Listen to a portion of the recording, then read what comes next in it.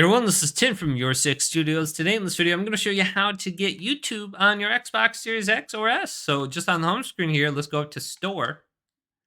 And then on the left here, let's go on down to where it says Apps. And then go to the right. And we can go to just popular apps. And it'll probably be one of the first ones on here. So we got YouTube, Netflix, Spotify. So let's go to YouTube right here. Install this on our Xbox.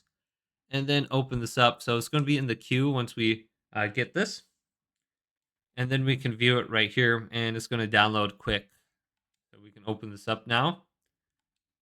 And then we should be able to view YouTube on here. Just sign in with your information.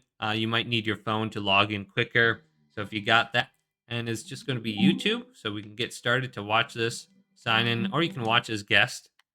And then we can go to shorts or gaming, and then just click on a video.